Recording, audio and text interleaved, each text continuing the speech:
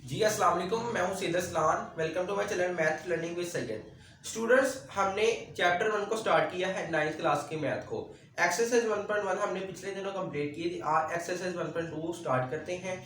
Students, आपने मेरा साथ देना है। मैं आपको अच्छे तरीके से मैं समझाऊंगा कि किस तरह उसको समझते हैं, और आप बिल्कुल परेशान नहीं होना, और आपको मैथ के हवाले से किसी एकेडमी की जरूरत नहीं पड़ेगी इंशाल्लाह।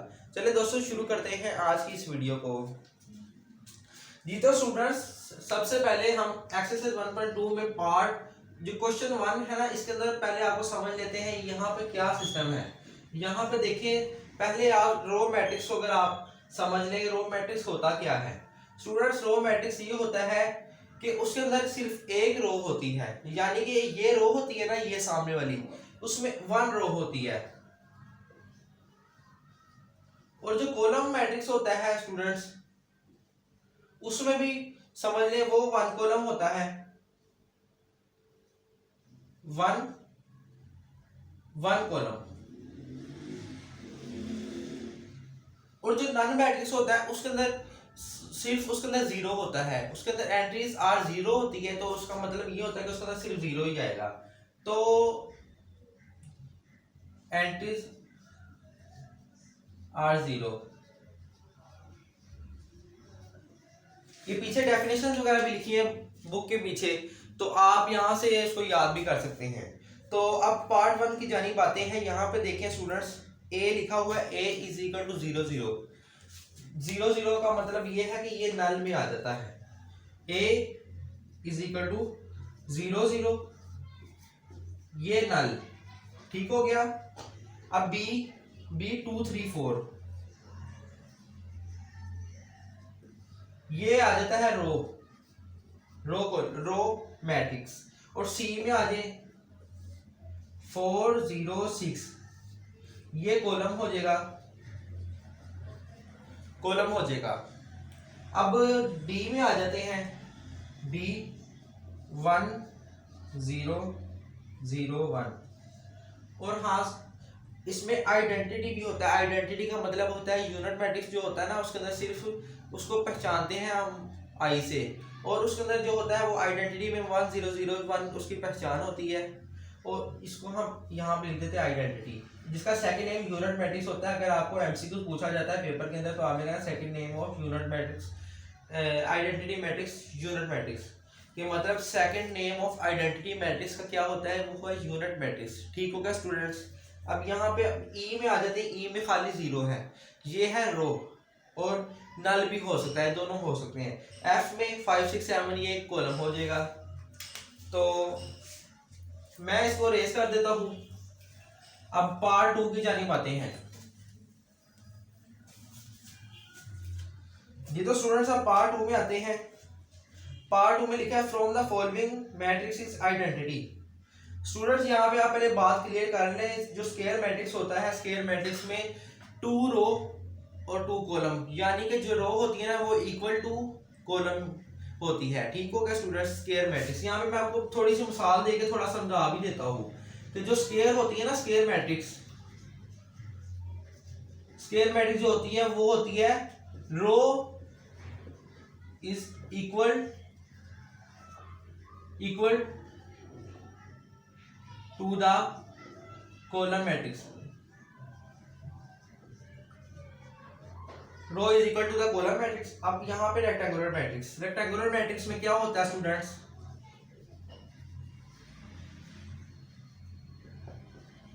रेक्टेंगुलर में होता है कि जो रो होती है ना, वो row is not equal to the column matrix.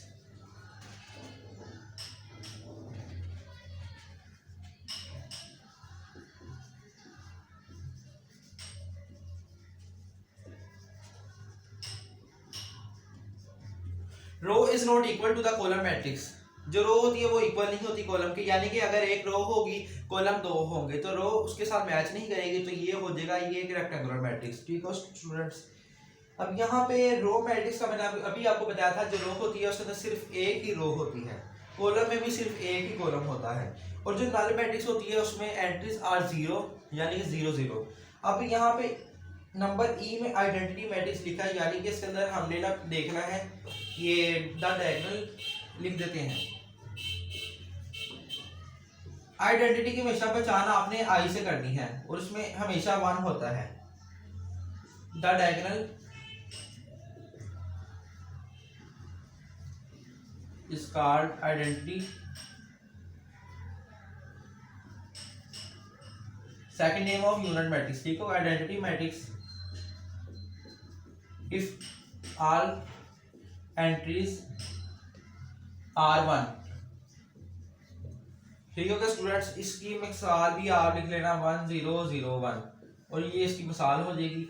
अब यहाँ पे आप समझ लें, आपको बिल्कुल आसानी होगी। नंबर 1 में देखें आप स्टूडेंट्स, ये क्या आपको नजर आ रहा है, यहाँ पे देखें 2 कॉलम 2 रो है 3 कॉलम है, यानी कि जो रो है वो मैच नहीं कर रही कॉलम के साथ, तो ये रेक्टेंगुलर मैट्रिक्स हो जाएगा।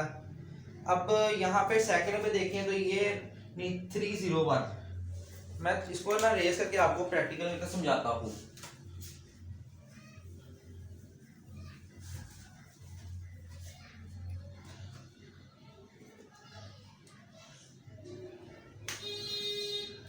जो आई है ना,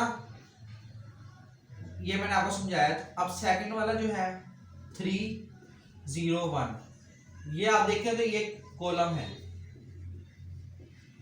जो 3 है ना, नंबर 3, ये आप देखें 6 -4 3 -2, यानी कि जो 2 रो है 2 कॉलम है सेम है, स्क्वायर मैट्रिक्स। ये 2/2 स्क्वायर मैट्रिक्स हो जाएगा। अब जो 4 है 1 0 0 1, अभी मैंने आपको समझाया ये यूनिट मैट्रिक्स होगा। जो 5 है 1 2 3 4 5 6, इसमें आप देखें स्टूडेंट्स 3 रो है 3 रो 2 कॉलम है। ये देखें 1 2 3 4 5 6। अब देखें आप स्टूडेंट्स, ये देखें 1 2 3 रो और ये 1 ये 2 3 रो 2 कॉलम, ये रो बाय सी, ये मतलब कि मैच नहीं कर रहे, ये होगा क्या नाम है, यूनिट मैट्रिक्स।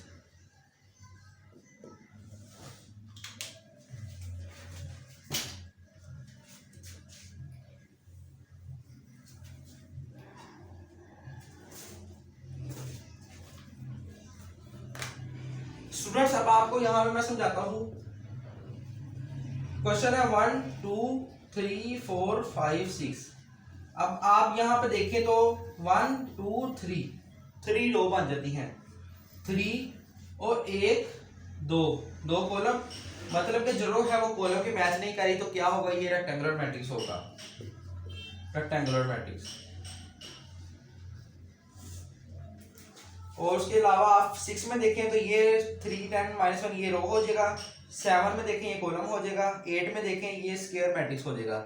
स्क्वायर मैट्रिक्स का मैंने भी आपको बताया था कि जो इक्वल हो, रो बाय कॉलम दोनों इक्वल हो। यहाँ पे देखें 3/3 कॉलम इक्वल है, तो उसके साथ स्क्वायर मैट्रिक्स हो जाएगा। और आखिरी में देखें तो 0 0 0 0 नल होता है, ठीक हो गया स्टूडेंट्स। अब हम आते हैं पार्ट 3 की जानिब। मैं इसको यहां से एक दफा रेस कर देता हूं, रेस करके अब यहाँ पे देखें तो स्टूडेंट्स, यहाँ पे आपको पहचान करनी है। From the following matrices identity diagonal scalar and unit matrices. आपने स्केलर को देखना है कौन सी स्केलर होगी। अब यहाँ पे ए में देखें तो आप ए में आपको समझ आ जाएगी ए क्या है, ए 4 0 0 4। यहां पे आप देखें स्टूडेंट्स, एक तरफ तो आपको मैंने बताया था कि number of rows and number of column are equal, then is called scalar matrix. तो ये देखें एकदम कॉलम और रोज की इक्वल है, तो ये स्केलर मैट्रिक्स हो जाएगा, स्केलर। अब बी की तरफ आते हैं, बी 2 0 0 -1। अच्छा स्टूडेंट्स एक बात समझ लें, जो डायगोनल होता है ना, डायगोनल मैट्रिक्स में अगर जो सामने वाला डायगोनल होता है, ये मतलब कि ये सामने वाला डायगोनल, ये वाला डायगोनल जो होता है ना, ये वाला, इसमें अगर आपको कोई भी अगर फर्स्ट नंबर पे अगर 0 आ जाता है ना, तो ये क्या नाम है, नॉन डायगोनल होगा। अगर फर्स्ट में अगर ये वाला अगर 0 नहीं आता ना यहाँ पे, तो फिर ये नॉन डायगोनल होगा, ठीक होगा स्टूडेंट्स।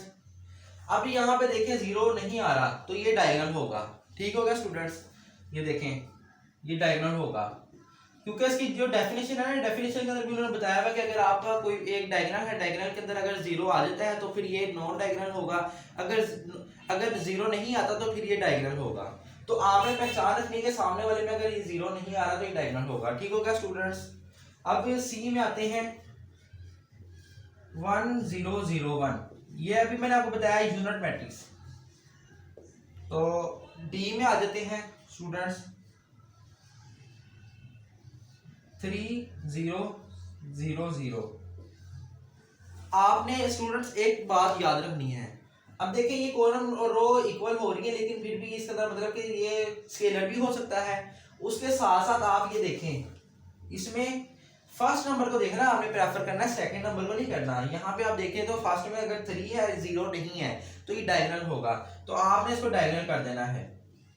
स्टूडेंट्स मेरी बात ज़हन में रख लेनी है कि आपने ये सेकंड वाले को नहीं देखना कि यहाँ पे 0 है तो हम यहाँ पे कुछ भी लिख देंगे। तो आपने सिर्फ शुरू में देखना है 3 है या 0 है, उसी के हिसाब से आपने उसका मतलब लिखना है।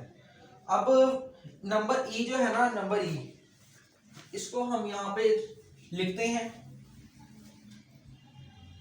नंबर ई में क्या लिखा हुआ है, ई इज इक्वल टू 5 -3 0 0 1 + 1। इसको हम सोल्व कर लेते हैं। ये 5 - 3 2 हो जाएगा, 0 0 1 + 1 2। अब आप देखें स्टूडेंट्स ये क्या बन रहा है, दोनों कॉमन है, ये हो जाएगा स्केलर मैट्रिक्स।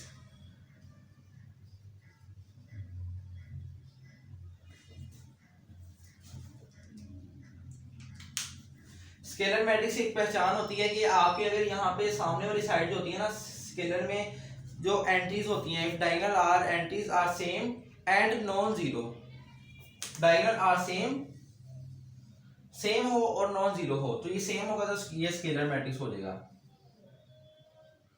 ठीक होगा स्टूडेंट।